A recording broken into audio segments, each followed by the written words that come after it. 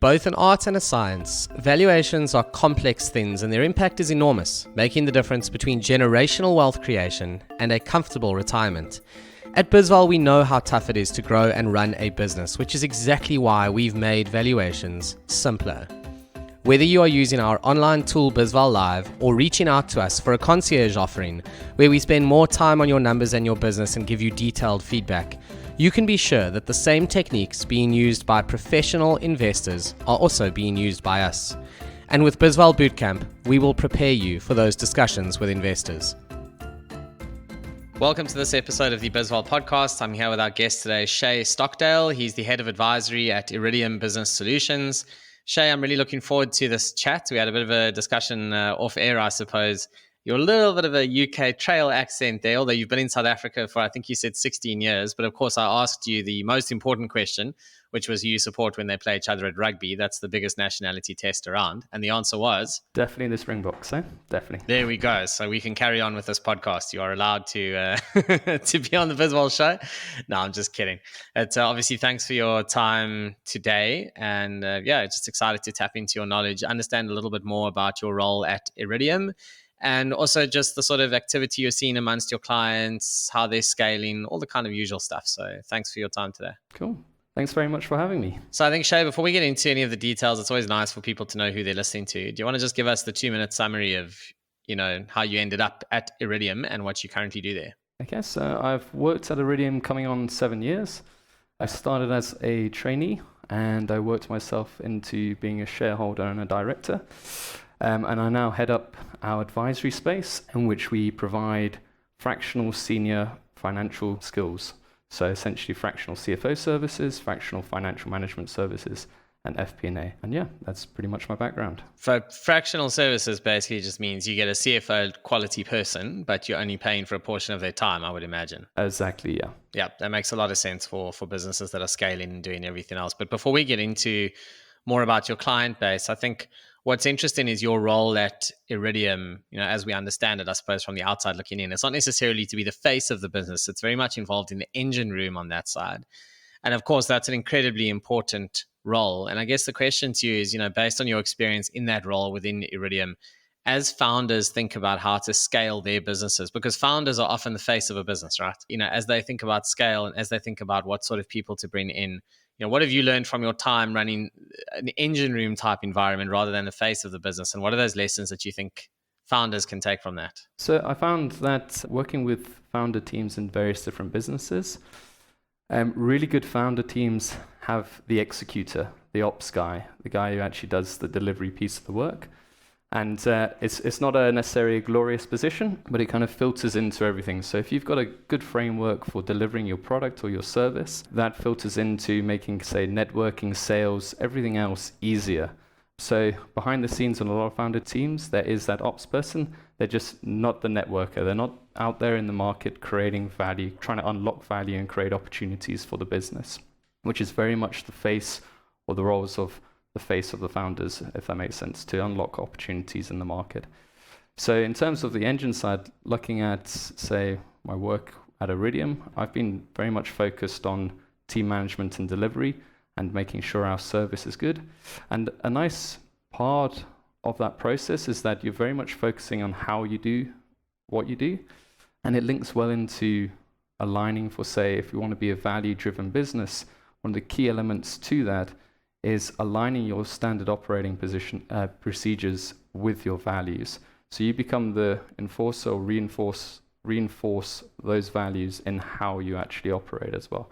So it's an important piece of essentially the business, and is in my experience when looking at founder teams and the businesses I've worked with, there's always a good ops person behind the scenes, and pretty much what I have to say about that piece.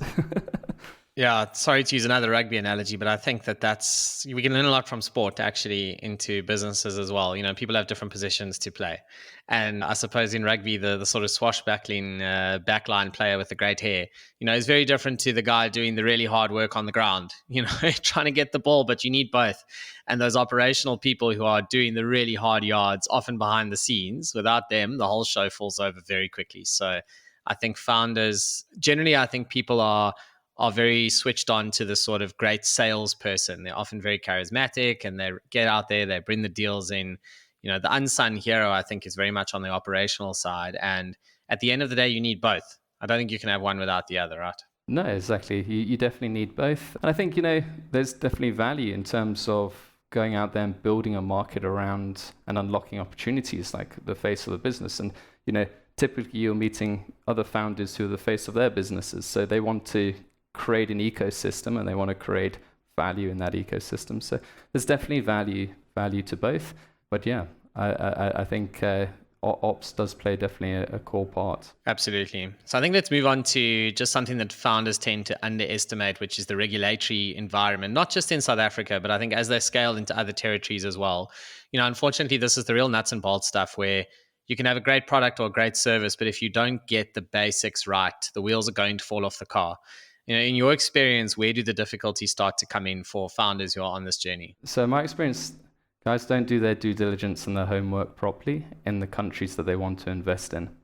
So they don't understand essentially the discrepancies or differences between their home country and the country that they're investing in. They don't have a clear understanding of timelines and deliveries on the cost of regulatory compliance. So essentially the cost of taxes and the cost of labor, because there's a whole load of regulatory cost for labor. So they don't do the due diligence and understand the timeline of what the costs are in a given year. But then the second kind of part of that is a lot of businesses don't first build a market in a foreign country first. They first want to establish a cost center or an infrastructure in that country. So they kind of do almost have a reversed approach. And now by investing and not doing the due diligence and understanding your market and understanding whether there is a market for your services or products, and also unpacking, say, whether there's cultural similarities in terms of your home country and the country you're investing in, and whether you will be able to gain traction in that space. You're almost in a deficit before you start, making money because you've invested in infrastructure there. So, and that kind of plays back into the just investing overseas in terms of expanding your business. But definitely in terms of kind of the regulatory framework is just not doing your proper homework and understanding the costs associated with compliance in that country, and just assuming that it's similar to your home country. That's a big mistake. Yeah, so very nice practical advice there. I like it. So moving on a bit, I think the word scale kind of gets thrown around a lot, actually. I mean, we see it all the time, right? And scale means different things to different people. Obviously, in its purest form, it talks to size. But I think it is a little bit more nuanced than that when it comes to entrepreneurship and specifically founders who are looking to build something way beyond just self-employment. And that's obviously where scale starts to become the sort of narrative. What does it mean to you? Is this a measure of revenue? Is it the number of people in your office? Is it a mindset of the founder? What is scale in your world? So for Iridium, we've got a bag goal which is centered around people. So our scale is very much around kind of how many people we can impact, and it comes through from our employment stats, the employment stats of our clients, and number of clients we service. So that is how we're kind of measuring our scale. In terms of a business, I think scale really needs to speak to wanted outcome of the business owners. So what are they trying to actually achieve? And when I look at it, there's kind of 4 measures really to go into businesses to kind of reclaim time at a later stage, deliver impact, make a profit, or do something you're passionate about. And those are kind of your 4 core areas of focus for going into business. And you need to really be aligned on the long-term plan with those 4 areas. But in some businesses and business models, if your business model can be pretty much dictated by the industry. So scale for a tech startup can be very dictated by VCs and what they want to see in terms of scale, which is very much revenue go from being able to sell out at a later stage from their initial seed funding rounds. So yes, scale should align to wanted outcome, but sometimes depending on what business you're going into, it's going to be mandated by the industry and by where you need to raise funds and what parties you need to get involved in. Yeah, that's another really good practical answer because you're 100% right. It does depend on how your business is funded, what other parties are involved. If you do have VC on your cap table or your shareholder register, it makes a significant difference. I think for me, scale, or at least the journey of scale, it is a mindset thing. It's very much a founder who's made that decision of saying, okay, I'm not going to be just self-employment. I'm going to really go for gold here and see if I can create something that is actually has a life just beyond me, basically. And it's incredibly difficult, right? It's hard enough to actually come up with a business that works, with the founder's involvement, because the founder inevitably has a special set of talents that make the thing work.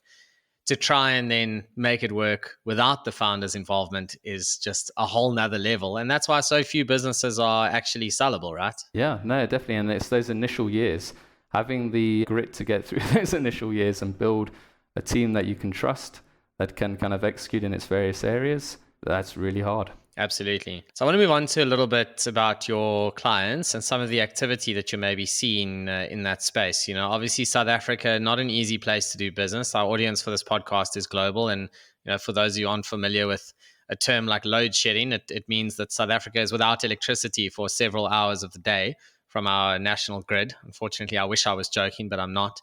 Obviously, that also breeds a lot of resilience and innovation into entrepreneurs, right? This is not an easy place to make money. We don't have this beautiful capital raising ecosystem like in the US, for example.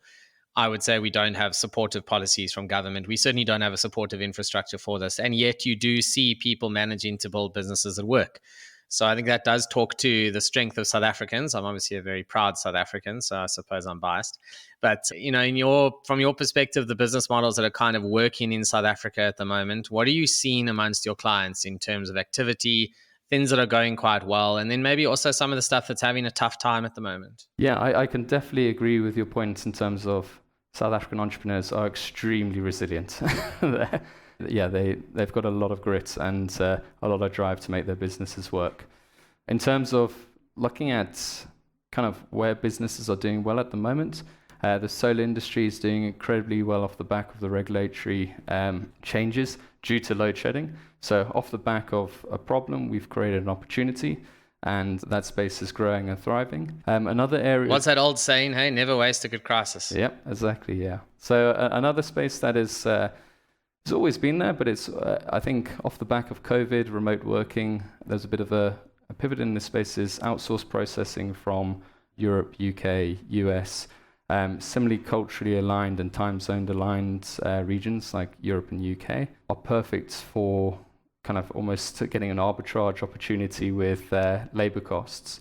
So in South Africa, we're well positioned for that opportunity, and a lot of businesses have taken full advantage of that with outsourcing, say, finance teams here, or outsourcing, virtual PAs here, just making use of kind of the skill set in South Africa to service the UK or Europe market. I think guys who are struggling at the moment, in terms of struggling, are businesses that are servicing corporate contracts. So a lot of corporates in South Africa have done budget cuts coming up to this year and for the new year, and that can be a number of reasons why, but that has a knock-on effect to the SMEs actually servicing those contracts.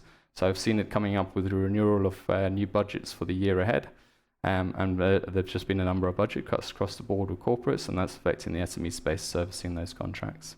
I just want to touch on that point you make about business process outsourcing. So I've been hearing a lot of that, and obviously I track a lot of the listed company results as well, and something that has come through quite strongly from the property funds is that a lot of office space right now in Cape Town is being taken up by these outsourced back office type businesses servicing Europe. So I think Cape Town in particular is very well positioned, obviously, for this. I mean, it's a lovely place to live. I'm lucky enough to live in Cape Town, and it's a good place to build an outsourced business, right? It's an attractive place for an international workforce and local.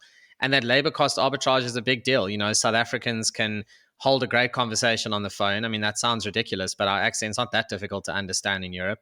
It's the same time zone. We can give proper back office support. And we have a really strong skill set in South Africa of professionals. Our chartered accountants, just one example, are world class. That's just one example. We have brilliant tech people. Amazon Web Services, that incubation in many ways is a South African story. So yeah, it's a very, very interesting positioning. It also shows you that countries need to focus on what they are globally competitive in, right? I mean, we're getting into like trade finance here and tariffs and everything else, which is way beyond the scope of this podcast. But the point is, focus on what you're good at. I mean, it's the same as a founder, right? Don't go and try and be something you're not. If you're great with numbers, don't go and start a business in art. It's not going to work. I fully agree. And I mean, I'm looking to kind of take advantage of, that financial skill sets, because they said chartered accountants are world class here, but there's an opportunity overseas for unlocking higher rates. And you look at the UK and the US, there's an exodus of senior financial resources in the market because they don't have the work-life balance, they haven't got, and they're struggling to demonstrate value. I think overall in finance, there is an issue around demonstrating value now with, say, all of the tech players in this space, all the levels of automation. And if you're still very traditional in terms of how you approach, say, a CFO role, in terms of just being the head of finance, yeah, it's hard to compete it. I mean, you've led me beautifully into my last question, so thank you for that, which is automation as a theme, right? And I see it as a focus area at Iridium. When I looked on your website, it does come up quite a bit. I suppose just understanding what it means in practice, can you give some examples of how a company brings in automation and what that actually does? And then dare I say it, words like big data. I'm not going to ask you about artificial intelligence unless you want to go there, because I'm a little bit tired of that buzzword, but I mean, it is an important one. But there's all these buzzwords, right? In real life, what does this actually look like for a client? Yeah, I mean, looking at automation really at its at the simplest form is, if there's a person doing a manual process in Excel or Sheets which does not make sense, there's a software piece that can automate that process. So automation is usually built up from like bottom up with, say, getting your financial processes. Say, let's just talk around finance, for instance. The getting kind of financial processes locked down using tools that can handle volumes better than an individual can. So if you find like a manual task, for instance, capturing bank statement lines, I hope this does not happen in the industry anymore, but you always can be surprised.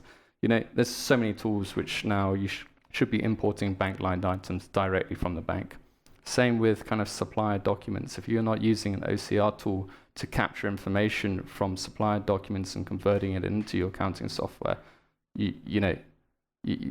that's automation. You shouldn't be manually capturing supplier documents back into your accounting software. So automation works really well when you understand your processes and your procedures and where there are constraints in terms of people just doing the same thing over and over again. And there's a number of tools in the market just to automate that space. When you've got that base automated, then you can deliver faster results, and then you can look at other areas. So for instance, another area where we do a lot of automation and advisory is group consolidated reporting. So our friends at Sift Analytics have built up some incredible good software for reporting purposes. We've done a lot of conversions of sheets with 50 tabs of various different manipulations of data to try and get out just a simple profit and loss across a number of countries in various different, not a group in various different countries. But Sift Analytics makes it easy to be able to just build out the framework, build out all the structures. And it happens automatically then, month to month, once the accounts are closed out. So there's definitely different levels of automation. I think a lot of our clients, we focus more on the SME space. So where big data is involved, it's not really in the finance side. It's either on the service side. So big data is what they're offering as a solution in terms of what their tech product is or whatever they're building. And we're not very much involved in assisting in that side. For the most part, the finances are not highly voluminous in terms of, there's not a lot of data we're dealing with relative to bigger data sets. But that's definitely, I think, in terms of where Iridium plays a part, is looking at those financial procedures, automating it, reducing all those manual tasks, and then being able to deliver more real-time, faster data month to month.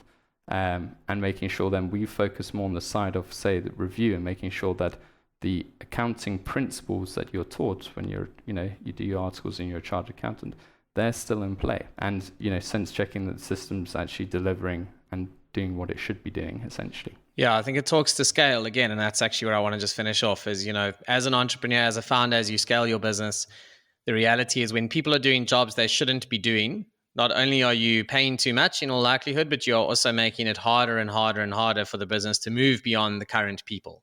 So I think that's maybe an important key takeout at the end of all of this, kind of tying in everything we've spoken about, is tech is a wonderful enabler of scale, actually. That doesn't mean you have to be a tech business to scale. This is not a venture capital podcast. It means you need to use technology to help you scale. And I think that applies to basically any industry. So I think, Shay, I'm happy to leave it there unless you have any final comments of a bit of advice for founders listening to this. Yeah, I fully agree with your last comment. I think a good practice is, if you're a CEO of a business, take a look at what you actually spend your time on. If you're spending your time still doing a lot of like manual stuff that can be, delegated or solved by a solution, do so you can focus more on strategy and understanding where you're taking the business. Absolutely. Shay, thank you so much for your time. In order for people to find you, so just because it's not obvious how you spell your name, it's Chay. So if anyone wants to find you, I imagine you're on LinkedIn as Chay Stockdale, Chay Stockdale. Is that the best place to connect with you? Yeah, best place to connect on LinkedIn, and our site is Iridium Business Solutions. Fantastic. Shay, thank you so much for your time and for sharing your insights for our audience. I really appreciate it, and all the best